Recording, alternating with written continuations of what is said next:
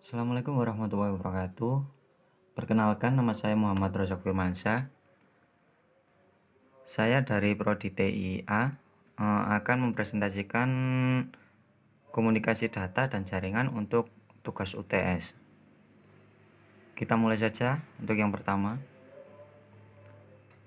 Pengertian dari komunikasi data dan jaringan itu sendiri. Komunikasi data adalah bagian dari telekomunikasi yang secara khusus berkenaan dengan transmisi atau pemindahan data dan informasi di antara komputer-komputer dan piranti yang lain. Jadi kurang lebihnya transfer data lah ke alat-alat elektronik yang lain dari komputer. Untuk jaringan adalah kumpulan komputer, printer, dan peralatan lain yang saling terhubung. Oke, kita next. Secara umum jaringan terbagi menjadi 5 jenis, yaitu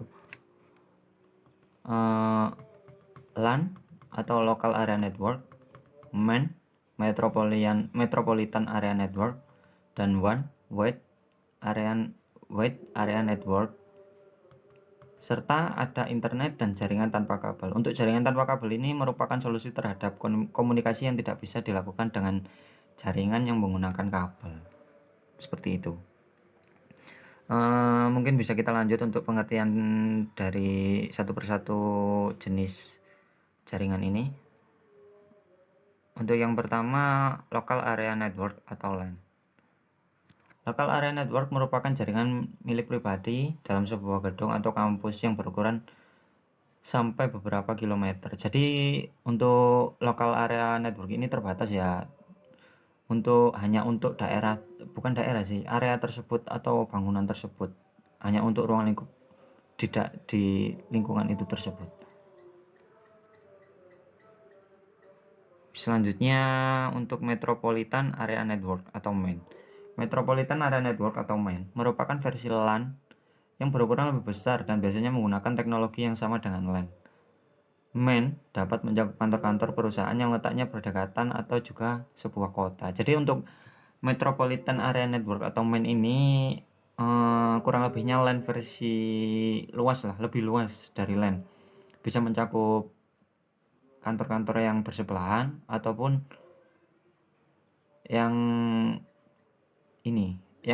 menjadi lingkup pada sebuah kota. Jadi seperti itu. Kita lanjut untuk Wide Area Network atau WAN. Wide Area Network atau WAN jangkauannya mencakup daerah geografis yang sangat luas, seringkali mencakup sebuah negara bahkan benua. WAN terdiri dari kumpulan mesin-mesin yang bertujuan untuk menjalankan program-program atau aplikasi pemakai. Untuk WAN sendiri merupakan gabungan dari LAN dan MAN yang menjadi satu dan bisa mencakup daerah geografis yang sangat luas seperti sebuah negara, bahkan sebuah benua. Kita bayangkan saja ya, sebuah benua itu sangat luas. Itu untuk menghubungkan kumpulan mesin-mesin untuk menjalankan program. Jadi kurang lebih seperti itu gambarnya. Kita lanjut. Untuk penjelasan tentang internet. Internet pada dasarnya merupakan kumpulan jaringan yang terinterkoneksi. Hal ini terjadi karena orang yang terhubung ke jaringan sering berharap untuk bisa berkomunikasi dengan orang lain yang terhubung jaringan lainnya. Untuk melakukan hal ini diperlukan sebuah mesin yang disebut gateway guna melakukan hubungan dan melaksanakan terjemahan yang diperlukan baik perangkat keras maupun perangkat lunak. Jadi internet ini bisa kita gunakan untuk berhubungan dengan orang yang terhubung dengan jaringan lainnya dengan menggunakan mesin yang disebut gateway. Kurang lebih seperti itu.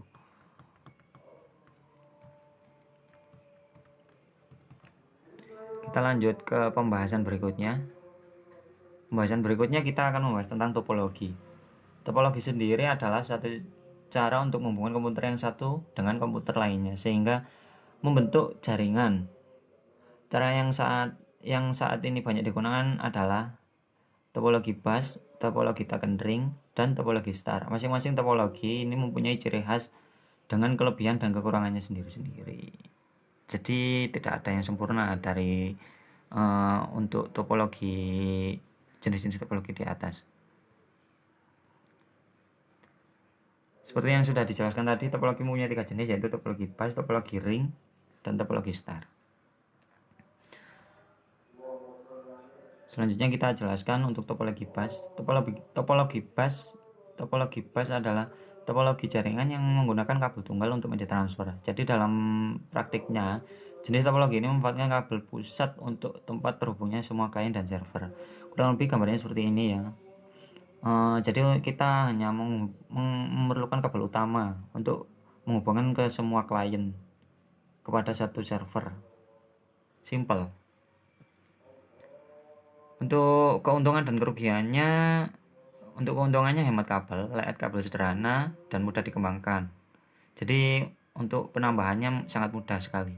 Untuk kerugiannya deteksi dan isolasi sangat kecil. Errornya sulit diketemukan dan mungkin gampang error untuk topologi yang seperti ini. Kepadatan lalu lintas ya karena hanya ada satu jalur. Bila ada salah satu klien rusak, maka jaringan tidak bisa berfungsi. Diperlukan repeater untuk jarak jauh. Selanjutnya adalah topologi ring. Topologi ring ini adalah cara menghubungkan komputer sehingga berbentuk ring atau lingkaran. Setiap simpul mempunyai tingkatan yang sama. Jaringan akan disebut sebagai loop. Data dikirimkan ke setiap simpul dan setiap informasi yang diterima simpul. Diperiksa alamatnya apakah data itu untuknya atau bukan. Jadi kurang lebih seperti ini ya teman-teman gambarnya untuk topologi ring. Melingkar seperti ring ini. Jaringan ini juga sering disebut loop karena hanya berputar seperti itu. Untuk keuntungannya hemat kabel dan kerugiannya peka terhadap error. Pengembangan jaringan lebih kaku kayak karena melingkar itu tadi ya teman-teman.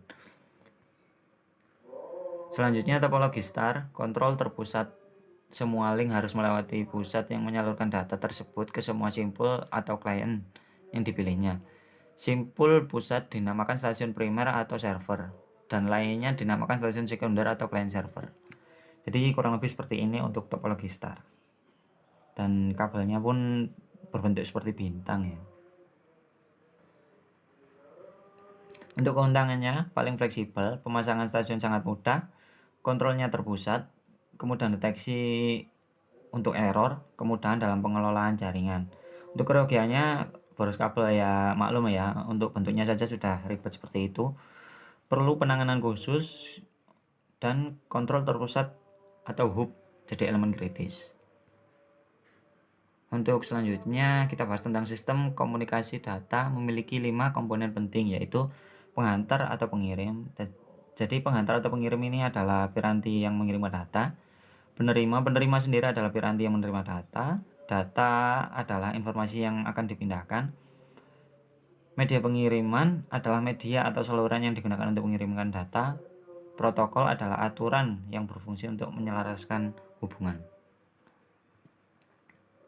Untuk protokol itu sendiri, protokol adalah sebuah aturan yang mendefinisikan sebuah fungsi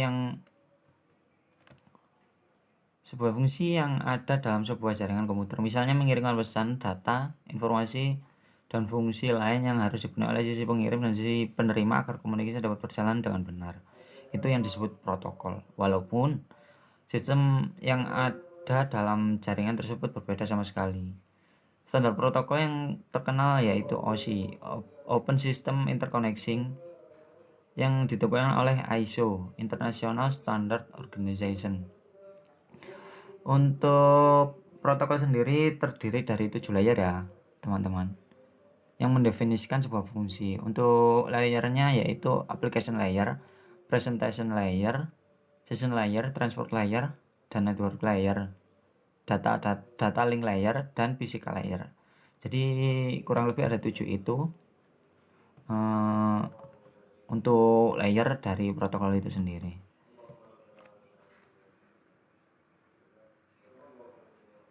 Mungkin cukup sekian untuk penjelasan secara global mengenai komunikasi data dan jaringan komputer untuk tugas UTS kali ini. saya ucapkan terima kasih. Wassalamualaikum warahmatullahi wabarakatuh.